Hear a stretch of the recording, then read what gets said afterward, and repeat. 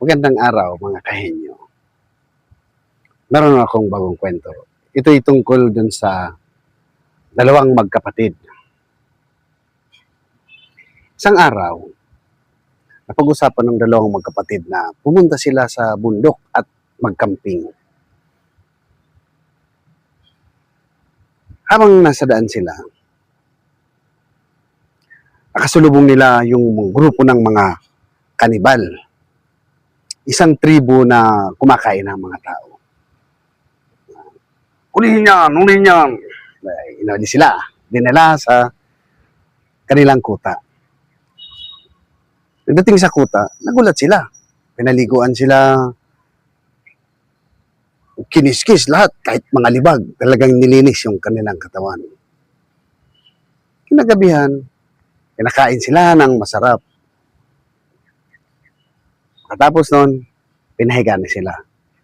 Nag-usap yung magkapatid, sabi ng magkapatid. Sana all, kapag ganito ang mga bihag, mamimihasa tayo yan. Ang sarap pala ng buhay ng isang bihag. Hanggang sa nakatulog na sila. Kinabukasan, pinatawag sila ng pinuno. Sinabihan sila, ngayong araw na to, kayo ay mamamatay. Natakot ngayon yung dalawang magkapatid.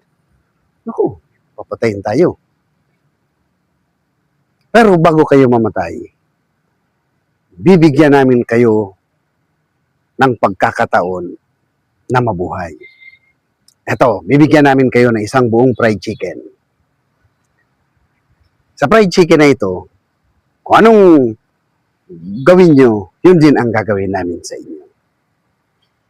Halimbawang tinanggal nyo yung paa ng fried chicken, tatanggalin din namin kayo ng mga paa.